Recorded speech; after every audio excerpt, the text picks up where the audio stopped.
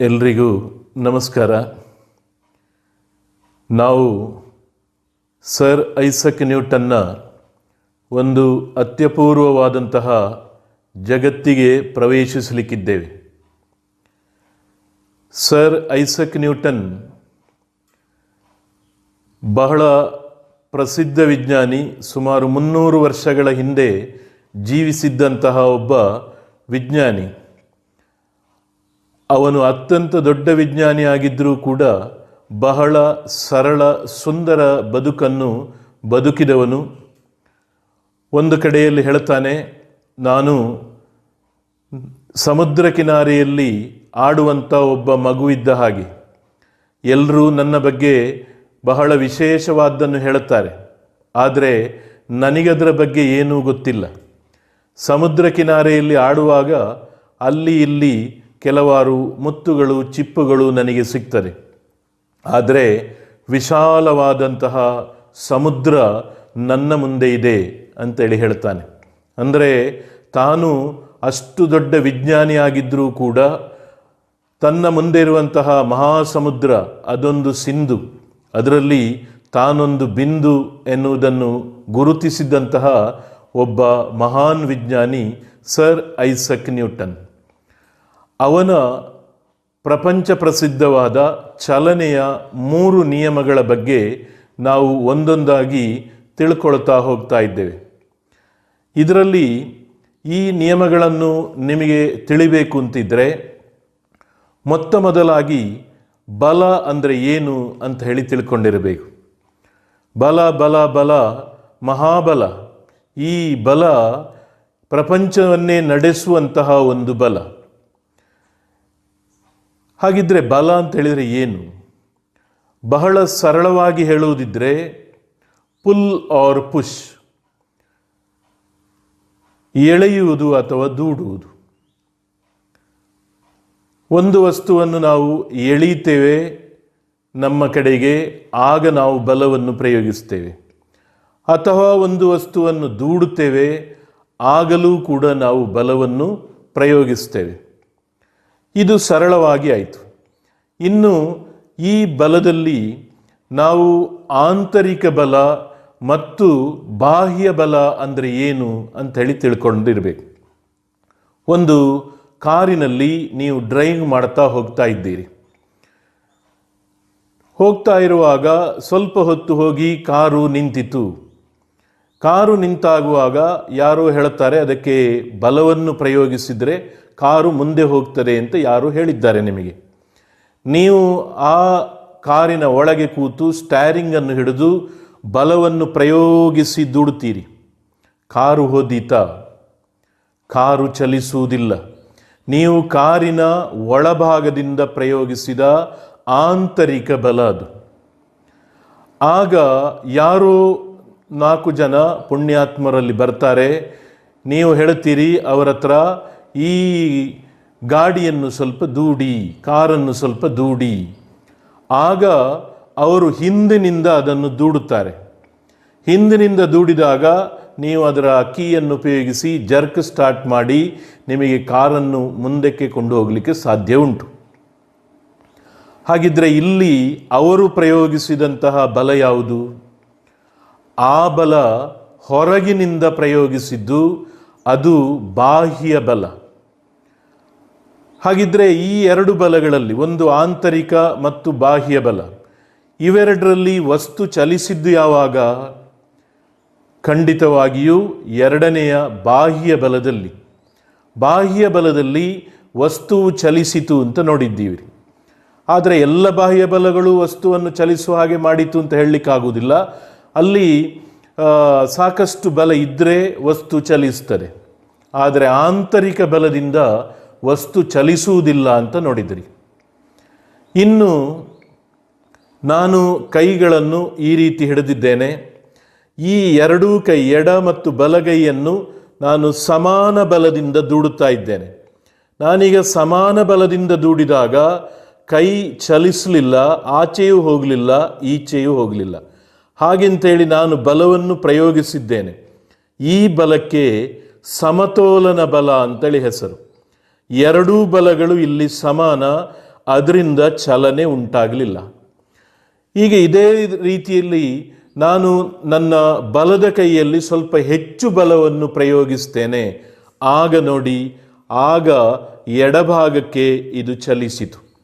ಅಂದರೆ ಒಂದು ಕೈಯಲ್ಲಿ ಬಲ ಹೆಚ್ಚು, ಇನ್ನೊಂದು ಕೈಯಲ್ಲಿ ಬಲ ಕಡಿಮೆ ಇದ್ದರೆ ಆಗ ಅಸಮತೋಲನ ಬಲ ಆಯಿತು.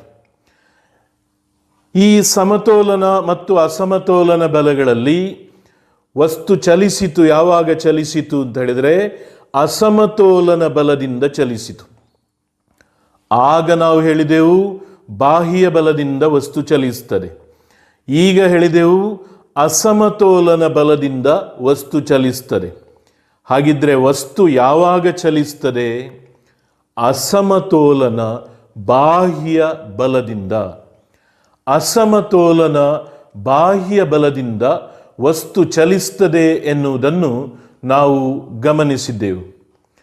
ಹಾಗಿದ್ರೆ ಇದರ ಆಧಾರದಲ್ಲಿ ನಾವು ನ್ಯೂಟನ್ನ ಚಲನೆಯ ಒಂದನೇ ನಿಯಮವನ್ನು ಕಲೀಲಿಕ್ಕಿದ್ದೇವೆ. ಈಗ ಇನ್ನು ವಸ್ತುವಿನ ಎರಡು ಸ್ಥಿತಿಗಳ ಬಗ್ಗೆ ನೋಡುವ ನಾವು.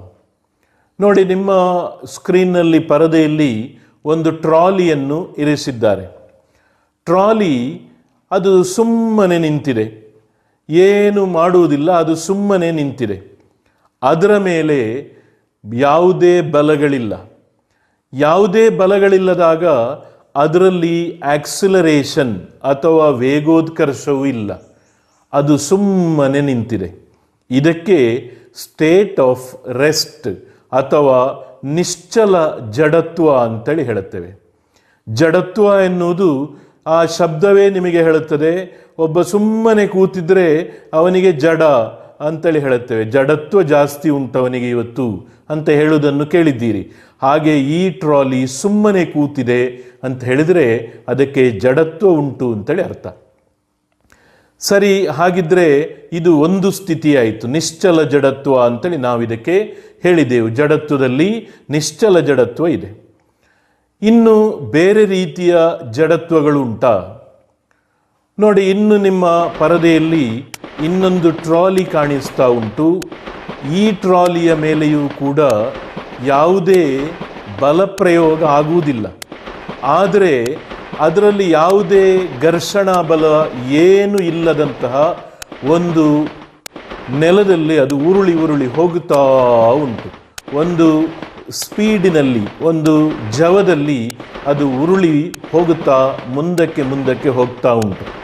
ಅದಕ್ಕೆ ಯಾವುದೇ ಬಲಗಳು ಸಿಗುವುದಿಲ್ಲ ಅಂತ ಹೇಳಿದರೆ ಅದು ಯೂನಿಫಾರ್ಮ್ ಮೋಷನ್, ಏಕ ರೀತಿಯ ಚಲನೆ ಅಂತ ಹೇಳಿ ಕರೆಯಲ್ಪಡ್ತದೆ. ಹಾಗೆ ಇದಕ್ಕೆ ಏಕ ರೀತಿಯ ಚಲನೆಯಲ್ಲಿ ಉಂಟು ಅಂದರೂ ಇದಕ್ಕೆ ಒಂದು ಜಡತ್ವ ಉಂಟು ಅಂತ ಅರ್ಥ. ಅದಕ್ಕೆ ನಿಲ್ಲಕ್ಕೆ ಗೊತ್ತಿಲ್ಲ, ಅದು ಹೋಗ್ತಾ ಉಂಟು. ಹೀಗೆ ಹೋಗ್ತಾ ಇದ್ದರೆ ಅಂದರೆ ಆ ರೀತಿಯ ಒಂದು ನೆಲ ಎಲ್ಲಿಯೂ ಸಿಗಲಿಕ್ಕಿಲ್ಲ. ಘರ್ಷಣೆ ಇಲ್ಲದಂತಹ ಒಂದು ನೆಲ ಸಿಗಲಿಕ್ಕಿಲ್ಲ.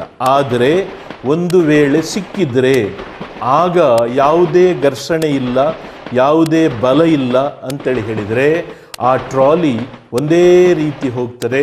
ಅದನ್ನು ಏಕರೀತಿಯ ಚಲನೆ ಅಂತೇಳಿ ಹೇಳುತ್ತೇವೆ. ಒಂದು ನಿಶ್ಚಲವಾದಂತಹ ವಸ್ತುವನ್ನು ನೋಡಿದೆವು. ಆಮೇಲೆ ಇನ್ನೊಂದು ಏಕರೀತಿಯ ಚಲನೆಯಲ್ಲಿದ್ದ ವಸ್ತುವನ್ನು ನೋಡಿದೆವು. ಇವೆಲ್ಲವನ್ನು ಕ್ರೋಢೀಕರಿಸಿ ನ್ಯೂಟನ್ನ ಚಲನೆಯ ಒಂದನೆಯ ನಿಯಮವನ್ನು ನಾವು ತಿಳ್ಕೊಳ್ಳಿಕ್ಕಿದ್ದೇವೆ. ಹಾಗಿದ್ರೆ ಒಂದನೇ ನಿಯಮ ಏನು ಎನ್ನುವುದನ್ನು ಗಮನಿಸಿ.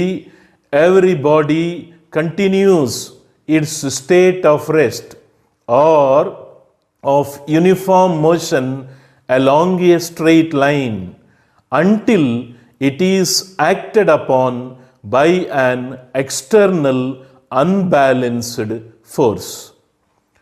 ಒಂದು ಅಸಮತೋಲನ ಬಾಹ್ಯ ಬಲವು ವರ್ತಿಸಲ್ಪಡುವವರೆಗೆ ನಿಶ್ಚಲ ಸ್ಥಿತಿಯಲ್ಲಿದ್ದ ಅಥವಾ ಸರಳ ರೇಖೆಯಲ್ಲಿ ಏಕರೀತಿಯ ಚಲನೆಯಲ್ಲಿದ್ದ ಒಂದು ವಸ್ತುವು ಅದೇ ಸ್ಥಿತಿಯಲ್ಲಿ ಮುಂದುವರಿಯುತ್ತದೆ ಎನ್ನುವುದು ಈ ನಿಯಮ. ಅಂದರೆ ಎರಡು ರೀತಿಯ ವಸ್ತುಗಳನ್ನು ನೋಡಿದೆವು. ಒಂದು ಸ್ಟೇಟ್ ಆಫ್ ರೆಸ್ಟ್ ಅಥವಾ ನಿಶ್ಚಲ ಸ್ಥಿತಿಯಲ್ಲಿದ್ದಂತಹ ವಸ್ತು, ಇನ್ನೊಂದು ಚಲನೆಯಲ್ಲಿರುವಂತಹ ವಸ್ತು, ಏಕರೀತಿಯ ಚಲನೆಯಲ್ಲಿರುವಂತಹ ವಸ್ತು. ಹೀಗೆ ಈ ಎರಡು ವಸ್ತುಗಳ ಸ್ಥಿತಿಯನ್ನು ಬದಲಾಯಿಸಬೇಕಿದ್ರೆ ನಿಶ್ಚಲ ಸ್ಥಿತಿಯಲ್ಲಿದ್ದದ್ದು ಚಲನ ಸ್ಥಿತಿಗೆ ಬರಬೇಕು, ಅಥವಾ ಚಲನ ಸ್ಥಿತಿಯಲ್ಲಿದ್ದದ್ದು ಅದರ ವೇಗ ಹೆಚ್ಚು ಮಾಡುವುದೋ ವೇಗ ಕಡಿಮೆ ಮಾಡುವುದೋ ಅದನ್ನು ನಿಲ್ಲಿಸುವುದೋ ಈ ರೀತಿ ಅದರ ಸ್ಥಿತಿಯನ್ನು ಬದಲಾಯಿಸಬೇಕು ಅಂತಾದರೆ ನಾವು ಮಾಡಬೇಕಾದ್ದು ಎಕ್ಸ್ಟರ್ನಲ್ ಅನ್ಬ್ಯಾಲೆನ್ಸ್ಡ್ ಫೋರ್ಸ್, ಅಸಮತೋಲನ ಬಾಹ್ಯ ಬಲ. ಈ ಅಸಮತೋಲನ ಬಾಹ್ಯ ಬಲವನ್ನು ವರ್ತಿಸುವ ಹಾಗೆ ಮಾಡಿದಾಗ ವಸ್ತು ನಿಶ್ಚಲ ಸ್ಥಿತಿಯಿಂದ ಹೊರಬರ್ತದೆ, ಅಥವಾ ವಸ್ತು ಸರಳ ರೇಖೆಯಲ್ಲಿ ಏಕರೀತಿಯ ಚಲನೆಯಲ್ಲಿದ್ದರೆ ಅದು ಹೊರಬರ್ತದೆ. ಹೀಗೆ ನ್ಯೂಟನ್ನ ಚಲನೆಯ ಒಂದನೇ ನಿಯಮ, ಆ ಒಂದು ಅಸಮತೋಲನ ಬಾಹ್ಯ ಬಲವು ವರ್ತಿಸಲ್ಪಡುವವರೆಗೆ ನಿಶ್ಚಲ ಸ್ಥಿತಿಯಲ್ಲಿದ್ದ ಅಥವಾ ಸರಳ ರೇಖೆಯಲ್ಲಿ ಏಕರೀತಿಯ ಚಲನೆಯಲ್ಲಿದ್ದ ಒಂದು ವಸ್ತುವು ಅದೇ ಸ್ಥಿತಿಯಲ್ಲಿ ಮುಂದುವರಿಯುತ್ತದೆ. ಇದು ಒಂದನೆಯ ನಿಯಮ. ಹಾಗಿದ್ರೆ ಈ ಒಂದನೇ ನಿಯಮದಿಂದ ನಮಗೆ ಎರಡು ರೀತಿಯ ವಸ್ತುಗಳ ಬಗ್ಗೆ ತಿಳ್ಕೊಳ್ಳಿಕ್ಕೆ ಸಾಧ್ಯ ಉಂಟು. ಒಂದು ನಿಶ್ಚಲ ಸ್ಥಿತಿಯಲ್ಲಿರುವಂತಹ ವಸ್ತು ನಿಶ್ಚಲ ಸ್ಥಿತಿಯಲ್ಲೇ ಉಳಿಯುವುದು, ಇನ್ನೊಂದು ಸರಳ ರೇಖೆಯಲ್ಲಿ ಏಕರೀತಿಯ ಚಲನೆಯಲ್ಲಿದ್ದ ವಸ್ತು ಹಾಗೆಯೇ ಮುಂದುವರಿಯುವುದು. ಈ ರೀತಿಯ ಗುಣಕ್ಕೆ ನಾವು ಈಗಾಗಲೇ ಹೇಳಿದ ಹಾಗೆ ಹೆಸರು ಇನರ್ಷಿಯಾ ಅಥವಾ ಜಡತ್ವ. ಈ ಜಡತ್ವದಲ್ಲಿ ನಿಶ್ಚಲ ಸ್ಥಿತಿಯಲ್ಲಿದ್ದ ವಸ್ತು ನಿಶ್ಚಲ ಸ್ಥಿತಿಯಲ್ಲಿದ್ದರೆ ಅದು ಇನರ್ಷಿಯಾ ಆಫ್ ರೆಸ್ಟ್, ನಿಶ್ಚಲ ಜಡತ್ವ. ಅಥವಾ ಸರಳ ರೇಖೆಯಲ್ಲಿ ಏಕರೀತಿಯ ಚಲನೆಯಲ್ಲಿ ಮುಂದುವರೆದರೆ ಅದು ಇನರ್ಷಿಯಾ ಆಫ್ ಮೋಷನ್ ಅಥವಾ ಚಲನೆಯ ಜಡತ್ವ. ಹೀಗೆ ಇವುಗಳಿಗೆ ನಾವು ಹೆಚ್ಚಿನ ಮಾಹಿತಿಯನ್ನು ಇವುಗಳ ಬಗ್ಗೆ ನಾವು ತಿಳ್ಕೊಳ್ಳಿಕ್ಕಿದ್ದೇವೆ. ಏನು ಹೆಚ್ಚಿನ ಮಾಹಿತಿ ಎನ್ನುವುದನ್ನು ನೀವು ಪರದೆಯಲ್ಲಿ ನೋಡಬಹುದು. ಮೊದಲು ಇನರ್ಷಿಯಾ ಆಫ್ ರೆಸ್ಟ್ ಅಥವಾ ನಿಶ್ಚಲ ಜಡತ್ವದ ಬಗ್ಗೆ ಕೆಲವಾರು ಉದಾಹರಣೆಗಳನ್ನು ನೋಡುವ. ಈಗ ಒಬ್ಬ ವ್ಯಕ್ತಿ ನೀವು ಗಮನಿಸ್ಬೋದು, ಬಸ್ಸಿನಲ್ಲಿ ನಿಂತಿದ್ದಾನೆ. ಬಸ್ಸು ಬಸ್ ಸ್ಟ್ಯಾಂಡಿನಲ್ಲಿ ಉಂಟು, ಸ್ಟಾರ್ಟ್ ಮಾಡಿಟ್ಟಿದ್ದಾನೆ ಡ್ರೈವರ್. ಇನ್ನು ನೀವು ಬಸ್ಸಿನಲ್ಲಿ ನಿಂತಿದ್ದೀರಿ, ಬಸ್ಸಿನಲ್ಲಿ ಮೇಲಿನ ರಾಡ್ ಹಿಡ್ಕೊಂಡು ನೀವು ನಿಂತಿದ್ದೀರಿ. ನೀವು ಯಾವುದೋ ಆಲೋಚನೆಯಲ್ಲಿದ್ದೀರಿ. ಡ್ರೈವರ್ ಸಡನ್ನಾಗಿ ಬಸ್ಸನ್ನು ಮುಂದಕ್ಕೆ ಕೊಂಡು ಹೋದರೆ ಏನಾಗ್ತದೆ ನೀವು ನೋಡ್ಬೋದು. ಅಲ್ಲಿ ಒಂದು ವಿಡಿಯೋ ಗಮನಿಸ್ಬೋದು. ಅದರಲ್ಲಿ ಒಬ್ಬ ವ್ಯಕ್ತಿ ಸಡನ್ನಾಗಿ ಹೋದಾಗ ಅವನು ಹಿಂದಕ್ಕೆ ಮಾಲಿದ. ಹಾಗಿದ್ರೆ ಆ ವ್ಯಕ್ತಿ ಹಿಂದಕ್ಕೆ ಮಾಲಿದ ಯಾಕೆ ಎನ್ನುವುದನ್ನು ನೋಡುವ. ಈಗ ಇದಕ್ಕೆ ನಿಮಗೆ ಇನ್ನೊಂದು ಚಿತ್ರವನ್ನು ನಾನು ತೋರಿಸ್ತಾ ಇದ್ದೇನೆ. ಒಬ್ಬ ವ್ಯಕ್ತಿ ಆರಂಭದಲ್ಲಿ ನೋಡಿ, ಅವನು ನಿಶ್ಚಲವಾದ ಬಸ್ಸಿನಲ್ಲಿ ನಿಶ್ಚಲವಾಗಿ ನಿಂತಿದ್ದಾನೆ. ಆಗ ಅವನ ಕಾಲುಗಳು ಬಸ್ಸಿನ ಒಟ್ಟಿಗೆ ವಿಶ್ರಾಂತಿ ಸ್ಥಿತಿಯಲ್ಲಿ ಉಂಟು, ಇಡೀ ಶರೀರವೇ ವಿಶ್ರಾಂತಿ ಸ್ಥಿತಿಯಲ್ಲಿ ಉಂಟು. ಇನ್ನು ಎರಡನೆಯ ಚಿತ್ರ ನೋಡಿ, ಬಸ್ಸು ಸಡನ್ನಾಗಿ ಚಲಿಸಿತು. ಅದು ಮುಂದಕ್ಕೆ ಚಲಿಸುವಾಗ ಅವನು ಬಸ್ಸಿನಲ್ಲಿ ನಿಂತದ್ದು. ಆಗ ಅವನ ಕಾಲುಗಳಿಗೆ ಗೊತ್ತಾಯಿತು ಚಲನೆ. ಹಾಗಾಗಿ ಆತ ಬಸ್ಸಿನ ಒಟ್ಟಿಗೆ ಕಾಲುಗಳು ಮುಂದಕ್ಕೆ ಹೋಯಿತು. ಆದರೆ ಆತನ ಶರೀರದ ಮೇಲ್ಭಾಗ ಏನಾಗಬೇಕು?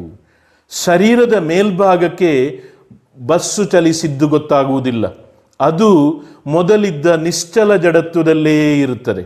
ಅಂದರೆ ಅದು ಮೊದಲಿದ್ದ ಸ್ಥಿತಿ, ಅಂದರೆ ಅದು ಸ್ವಲ್ಪ ಹಿಂದೆ ಇರುತ್ತದೆ, ಕಾಲುಗಳು ಮುಂದಕ್ಕೆ ಹೋಗ್ತದೆ.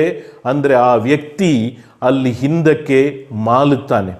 ಆತ ಮೇಲೆ ರಾಡ್ ಹಿಡ್ಕೊಳ್ಳದಿದ್ದರೆ ಹಿಂದಕ್ಕೆ ಮಗುಚಿ ಬೀಳಬಹುದು. ಹಾಗಾಗಿ ಇಲ್ಲಿ ನಿಶ್ಚಲ ಜಡತ್ವದಿಂದಾಗಿ ಈ ರೀತಿ ಸಂಭವಿಸಿದ್ದು. ಇನ್ನು ಇದಕ್ಕೆ ಬೇರೆ ಉದಾಹರಣೆಗಳು ಉಂಟಾ ಅಂತ ನೋಡುವ. ನಮಗೆ ನಿತ್ಯ ಜೀವನದಲ್ಲಿ ಇದರಿಂದ ಏನಾದರೂ ಲಾಭಗಳು ಉಂಟಾ ಎನ್ನುವುದನ್ನು ನಾವು ತಿಳಿಲಿಕ್ಕೆ ಪ್ರಯತ್ನಿಸುವ.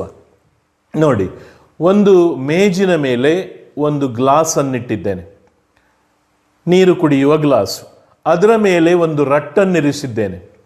ಆ ರಟ್ಟಿನ ಮೇಲೆ ಒಂದು ಕಾಯಿನ್, ಅದು ಕ್ಯಾರಮ್ ಕಾಯಿನ್ ಆಗಿರ್ಬೋದು ಅಥವಾ ನಿಮ್ಮ 5 ರೂಪಾಯಿಯ ಕಾಯಿನ್ ಆಗಿರಬಹುದು. ನೀವು ಆ ರಟ್ಟಿಗೆ ಬಡಿಯಿರಿ. ನೀವು ಬಡಿಯುವುದು ರಟ್ಟಿಗೆ, ಕಾಯಿನಿಗೆಲ್ಲ. ರಟ್ಟಿಗೆ ವೇಗವಾಗಿ ಬೆರಳಿನಿಂದ ಟಪ್ಪನೆ ನೀವು ಬಡಿದರೆ ಆಗ ಏನಾಗ್ತದೆ ನೋಡ್ತಾ ಇದ್ದೀರಿ ನೀವು, ರಟ್ಟು ಹಾರಿ ಹೋಗ್ತದೆ. ರಟ್ಟು ಹಾರಿ ಹೋಯಿತು, ಆದರೆ ರಟ್ಟಿನೊಟ್ಟಿಗೆ ಆ ಕಾಯಿನ್ ಹಾರಿ ಹೋಯ್ತಾ? ಕಾಯಿನ್ ಎಲ್ಲುಂಟು? ಅದು ಅಲ್ಲೇ ಕೆಳಗೆ ಗ್ಲಾಸಿನ ಒಳಗೆ ಬಿದ್ದಿದೆ. ಯಾಕೆ ಅದು ರಟ್ಟಿನೊಟ್ಟಿಗೆ ಹಾರಿ ಹೋಗಲಿಲ್ಲ? ಯಾಕೆ ಅಂತೇಳಿದರೆ ನೀವು ಬಡದದ್ದು ರಟ್ಟಿಗೆ, ಚಲನೆ ಅದರಲ್ಲಿ ಉಂಟಾಯಿತು. ಆದರೆ ಅದರಲ್ಲಿ ಈ ಕಾಯಿನಿಗೆ ನೀವು ಬಡಿಲಿಲ್ಲ. ಅದಕ್ಕೆ ಜಡತ್ವ, ನಿಶ್ಚಲ ಜಡತ್ವ.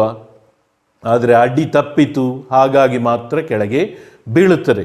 ಹಾಗಾಗಿ ಇದು ನಿಶ್ಚಲ ಜಡತ್ವದಿಂದಾಗಿ ಚಲಿಸಲಿಲ್ಲ ಅಂಥೇಳಿ ನಾವು ನೋಡಿದೆವು. ಇನ್ನೊಂದು ಉದಾಹರಣೆ ನೋಡಿ. ಇದೊಂದು ಕ್ಯಾರಮ್ ಬೋರ್ಡ್ ಇದೆ. ಈ ಕ್ಯಾರಮ್ ಬೋರ್ಡಿನಲ್ಲಿ ಕಾಯಿನ್ಗಳನ್ನು ಅಟ್ಟಿ ಇಟ್ಟಿದ್ದಾರೆ. ಕ್ಯಾರಮ್ ಕಾಯಿನ್ಗಳನ್ನು ಒಂದರ ಮೇಲೆ ಒಂದು ಬರುವ ಹಾಗೆ ಅಟ್ಟಿ ಇಟ್ಟಿದ್ದಾರೆ. ಕೆಳಗೆ ಕೆಂಪು ಕಾಯಿನ್ ಉಂಟು. ಅದಕ್ಕೆ ನಾನು ಸ್ಟ್ರೈಕರ್ನಿಂದ ಬಲವಾಗಿ ಬಡಿಯುತ್ತೇನೆ. ಸ್ಟ್ರೈಕರ್ನಿಂದ ಬಲವಾಗಿ ಬಡಿದಾಗ ನೋಡಿ, ಕೆಂಪು ಕಾಯಿನ್ ಹಾರಿ ಹೋಯಿತು. ಆದರೆ ಉಳಿದ ಕಾಯಿನ್ಗಳು ಹಾರಿತಾ? ಅವುಗಳು ಹಾಗೆ ಕೆಳಗೆ ನಿಂತಿದ್ದಾವೆ. ಯಾಕೆಂತೇಳಿದರೆ ಅವುಗಳಿಗೆ ಬಡಿಲಿಲ್ಲ ನಾವು. ಹಾಗಾಗಿ ನಿಶ್ಚಲ ಜಡತ್ವದಿಂದಾಗಿ ಅವುಗಳು ನಿಂತು ಹೋಗ್ತದೆ ಎನ್ನುವುದನ್ನು ನಾವು ನೋಡಬಹುದು. ಇನ್ನು ನಿಮಗೆ ಮಾವಿನ ಹಣ್ಣು ತಿನ್ನಲಿಕ್ಕೆ ಬಹಳ ಇಷ್ಟ. ಮಾವಿನ ಹಣ್ಣು ನಿಮಗಿಷ್ಟ ಆದ ಹಾಗೆ ನೋಡಿ, ಒಂದು ಆನೆಗೂ ಕೂಡ ಇಷ್ಟ ಆಗಿದೆ. ಒಂದು ಮಾವಿನ ಮರವನ್ನು ನೋಡಿ ಆನೆ ಓಡಿ ಬರ್ತಾ ಉಂಟು, ಮಾವಿನ ಹಣ್ಣುಗಳನ್ನು ಅಲ್ಲಿಂದ ಕೊಯ್ದು ತಿನ್ನಬೇಕು ಅಂತ ಹೇಳಿ. ಹಾಗೆ ಆನೆ ಬರುವಾಗ ಆನೆ ಏನು ಮಾಡ್ತದೆ, ಈ ಬುದ್ಧಿವಂತ ಆನೆ ಏನು ಮಾಡ್ತದೆ ಅಂತೇಳಿ ನೋಡಿ, ಸ್ವೀಟ್ ಮ್ಯಾಂಗೋಸ್, ಸಿಹಿ ಹಣ್ಣುಗಳನ್ನು ತಿನ್ನಲಿಕ್ಕೆ ಓಡಿ ಬರ್ತಾ ಬರ್ತಾ ಬರ್ತಾ ಅದು ಮರಕ್ಕೆ ಹಣೆಯಿಂದ ಒಂದು ಗುದ್ದಿದಾಗ ಮಾವಿನ ಹಣ್ಣುಗಳು ಉದುರುತ್ತಾ ಇರುವುದನ್ನು ನೀವು ನೋಡಬಹುದು. ಹಾಗಿದ್ರೆ ಮಾವಿನ ಹಣ್ಣುಗಳು ಅಲ್ಲಿ ಯಾಕೆ ಉದುರಿತು ಎನ್ನುವುದನ್ನು ಗಮನಿಸಿ. ಆನೆ ಬಡದದ್ದು ಯಾರಿಗೆ? ಮಾವಿನ ಹಣ್ಣಿಗೆ ಬಡಿಯಿತಾ? ಇಲ್ಲ, ಆನೆ ಬಡದದ್ದು ಮರಕ್ಕೆ. ಅದು ಹಣೆಯಲ್ಲಿ ಹೋಗಿ ಮರಕ್ಕೆ ಬಡಿದಾಗ ಮರ ಚಲಿಸಿತು. ಮರದ ಒಟ್ಟಿಗೆ ಇರುವಂತಹ ಗೆಲ್ಲುಗಳು ಚಲಿಸಿದವು. ಅದು ಚಲಿಸುವಾಗ ಈ ಮಾವಿನಕಾಯಿಯ ತೊಟ್ಟು ಚಲಿಸಿತು. ಆದರೆ ಮಾವಿನ ಹಣ್ಣು ಅದು ನಿಶ್ಚಲ ಜಡತ್ವ. ನನಗೆ ಯಾರೂ ಪೆಟ್ಟು ಬಡಿಲಿಲ್ಲ, ನನಗೆ ಯಾರೂ ಬಲ ಪ್ರಯೋಗಿಸಲಿಲ್ಲ ಅಂಥೇಳಿ ಅದು ಇದ್ದಲ್ಲಿಯೇ ಇರುತ್ತದೆ.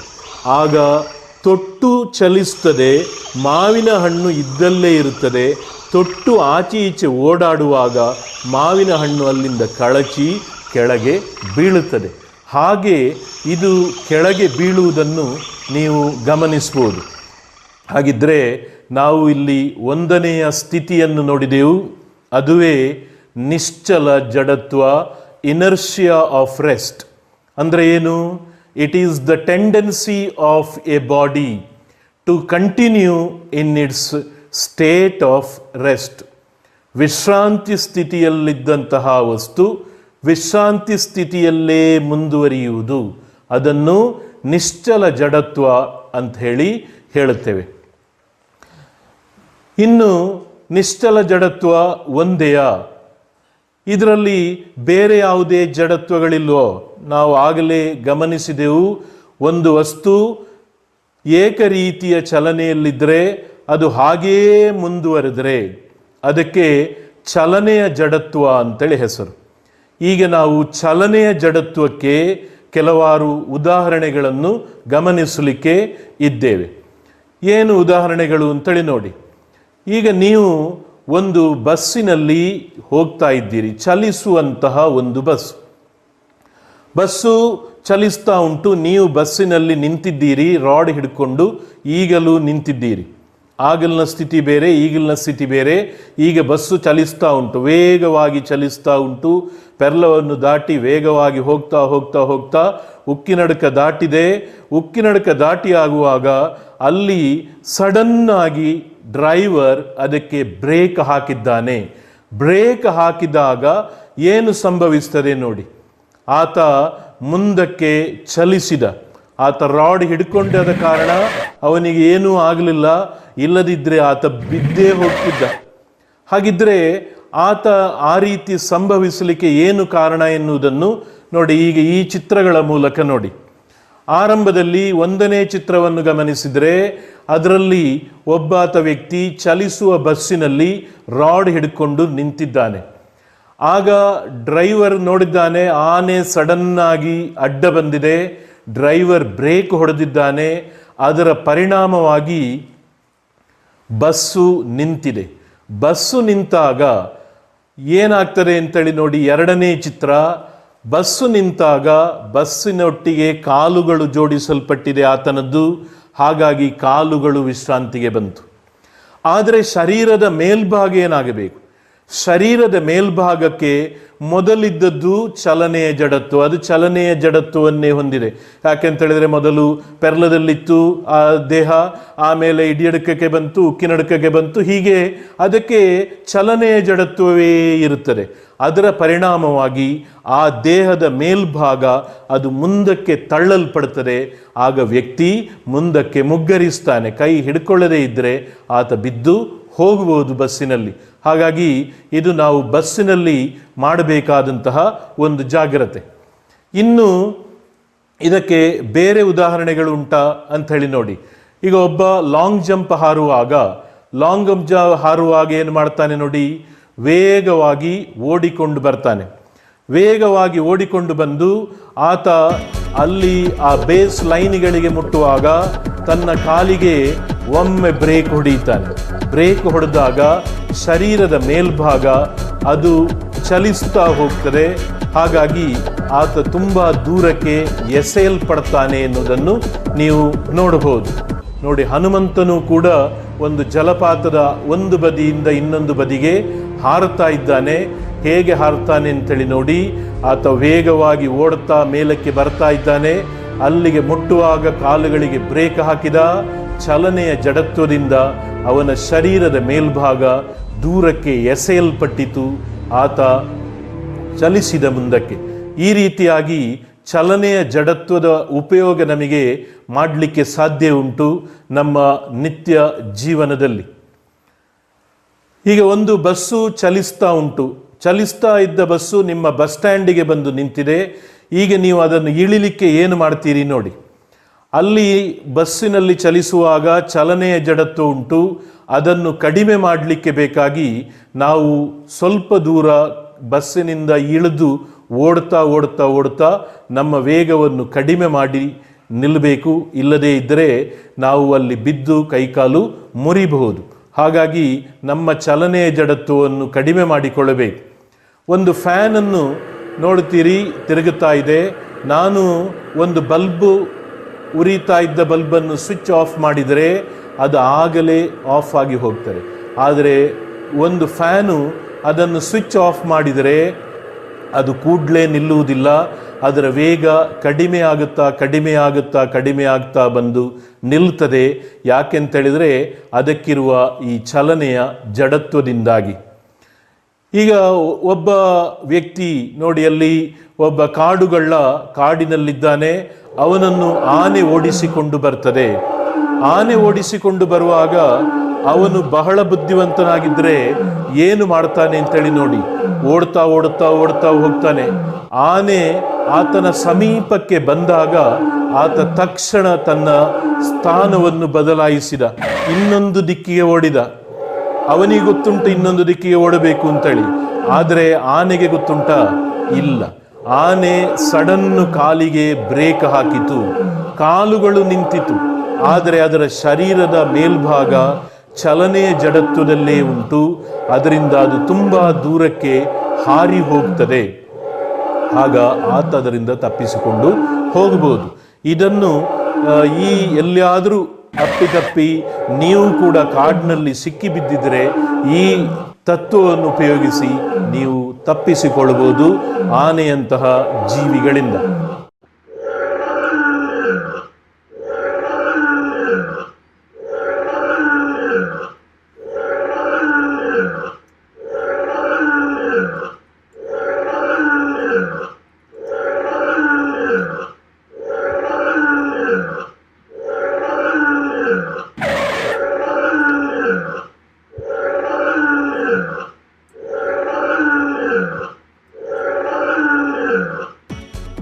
ನಾವೀಗ ಇನ್ನೊಂದು ಕುತೂಹಲಕಾರಿಯಾದಂತಹ ಉದಾಹರಣೆಯನ್ನು ಗಮನಿಸುವ.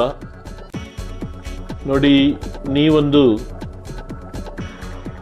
ಬೆಲೂನ್ನಲ್ಲಿ ಮೇಲಕ್ಕೆ ಆಕಾಶದಲ್ಲಿ ಹೋಗ್ತಾ ಇದ್ದೀರಿ. ಆ ಬೆಲೂನ್ ಹೀಲಿಯಂ ಅಥವಾ ಹೈಡ್ರೋಜನ್ ತುಂಬಿದಂತಹ ಬೆಲೂನ್. ಸ್ವಲ್ಪ ಮೇಲಕ್ಕೆ ಹೋದಾಗ ನೀವು ಅದರಿಂದ ಒಂದು ವಸ್ತುವನ್ನು ಕೆಳಕ್ಕೆ ಬಿಟ್ಟಿದ್ದೀರಿ. ಆದರೆ ಕುತೂಹಲಕಾರಿಯಾದ ವಿಷಯ ಏನು ಅಂತ ಹೇಳಿದ್ರೆ, ಆ ಚೆಂಡು ಒಮ್ಮೆ ಕೆಳಕ್ಕೆ ಬೀಳುವುದರ ಬದಲು ಮೇಲಕ್ಕೆ ಹೋಗಿ ಆಮೇಲೆ ಭೂಮಿಯ ಗುರುತ್ವಾಕರ್ಷಣ ಶಕ್ತಿಯಿಂದ ಕೆಳಕ್ಕೆ ಬೀಳುತ್ತದೆ.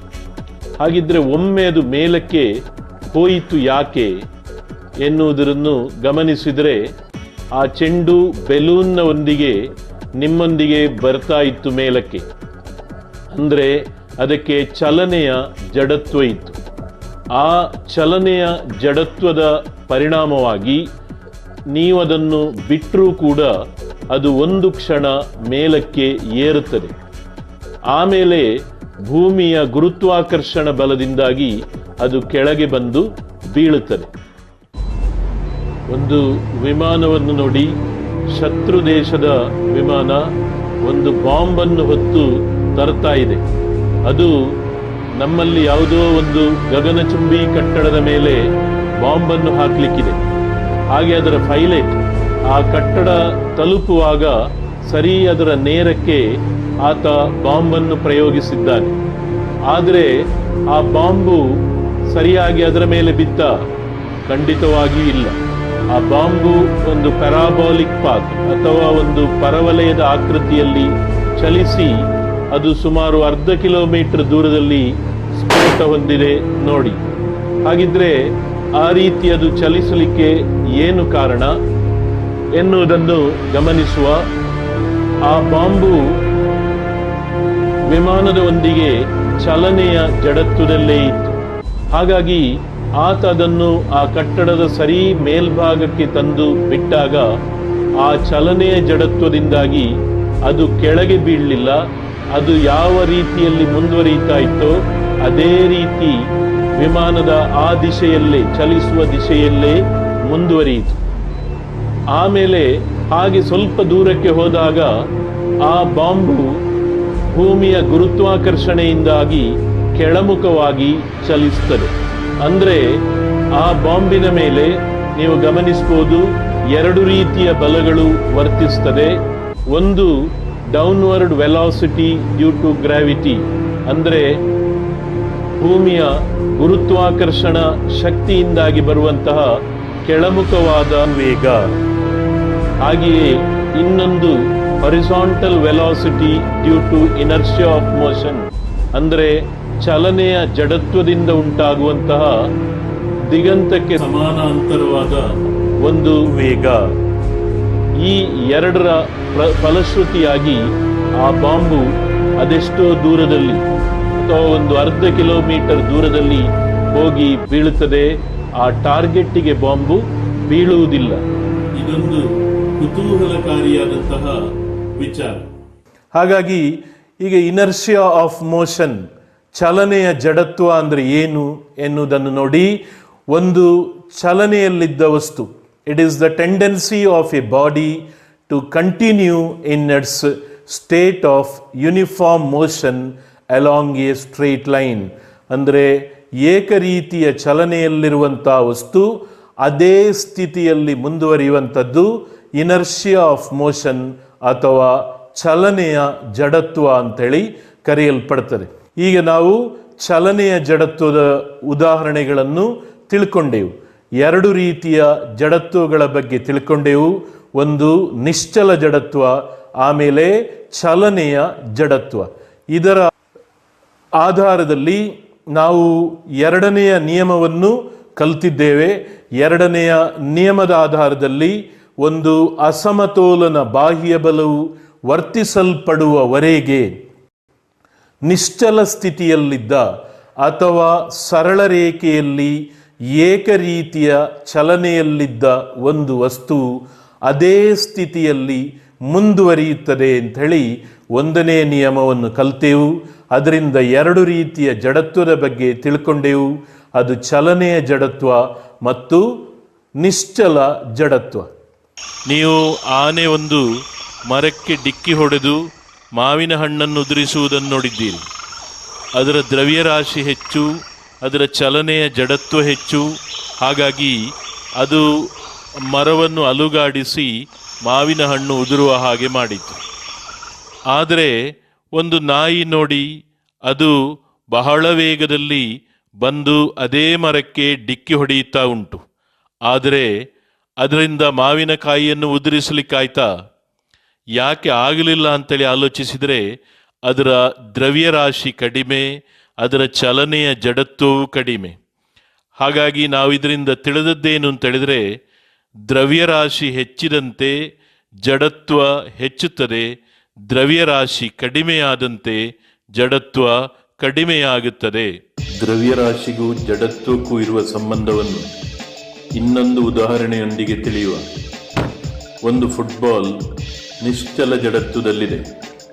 ಇದರ ಜಡತ್ವವನ್ನು ಬದಲಾಯಿಸಲು ಒಬ್ಬ ವ್ಯಕ್ತಿ ಅದಕ್ಕೆ ಕಾಲಿನಿಂದ ಬಲವಾಗಿ ಒದೆಯುತ್ತಿದ್ದಾನೆ ನೋಡಿ. ದ್ರವ್ಯರಾಶಿ ಕಡಿಮೆ ಇದ್ದ ಆ ಚೆಂಡು ಹಾರಿ ಹೋಯಿತು. ಇನ್ನೀಗ ಆ ವ್ಯಕ್ತಿ ಅದೇ ಗಾತ್ರದ ನಿಶ್ಚಲ ಜಡತ್ವದಲ್ಲಿರುವ ಒಂದು ಗುಂಡು ಕಲ್ಲಿಗೆ ಅದೇ ಬಲದಿಂದ ಒದ್ದರೆ ಕಲ್ಲು ಹಾರಿ ಹೋದೀತೆ. ಕಲ್ಲಿಗೆ ಬಲವಾಗಿ ಒದ್ದ ಆತ ಕಾಲಿಗೆ ಪೆಟ್ಟು ಮಾಡಿಕೊಂಡು ನೋವು ತಿಂದುಕೊಂಡು ಒದ್ದಾಡುತ್ತಿದ್ದಾನೆ, ವೇದನೆಯಿಂದ ಕುಣಿಯುತ್ತಿದ್ದಾನೆ ನೋಡಿ. ಹಾಗಿದ್ದರೆ ಈ ವ್ಯತ್ಯಾಸಗಳಿಗೆ ಕಾರಣ ಏನಿರಬಹುದು? ಆಲೋಚಿಸಿ. ಮೊದಲನೆಯ ಸಂದರ್ಭದಲ್ಲಿ ಫುಟ್ಬಾಲ್ನ ದ್ರವ್ಯರಾಶಿ ಕಡಿಮೆ, ಅದರ ಜಡತ್ವವು ಕಡಿಮೆ. ಆದ್ದರಿಂದ ಆತ ಅದನ್ನು ಸುಲಭದಲ್ಲಿ ಒದ್ದು ದೂರಕ್ಕೆ ಚಿಮ್ಮಿಸಿದ. ಆದರೆ ಎರಡನೆಯ ಸಂದರ್ಭದಲ್ಲಿ ಗುಂಡು ಕಲ್ಲಿನ ದ್ರವ್ಯರಾಶಿ ಹೆಚ್ಚು, ಅದರ ಜಡತ್ವವೂ ಹೆಚ್ಚು. ಆದ್ದರಿಂದ ಅದಕ್ಕೆ ಒದೆ ಕೊಟ್ಟು ಒದ್ದಾಡಿದ ಅಲ್ಲವೇ? ಆದ್ದರಿಂದ ದ್ರವ್ಯರಾಶಿ ಕಡಿಮೆ, ಜಡತ್ವ ಕಡಿಮೆ. ದ್ರವ್ಯರಾಶಿ ಹೆಚ್ಚು, ಜಡತ್ವ ಹೆಚ್ಚು. ಇನ್ನು ಎರಡನೆಯ ನಿಯಮವನ್ನು ನಂತರ ನಾವು ಕಲಿಲಿಕ್ಕಿದ್ದೇವೆ. ಅದರ ಪಾಠಭಾಗವನ್ನು ಸ್ವಲ್ಪ ಓದಿಕೊಂಡು ಬನ್ನಿ. ಮುಂದಿನ ಪಾಠದಲ್ಲಿ ಭೇಟಿಯಾಗುವ. ನಮಸ್ಕಾರ.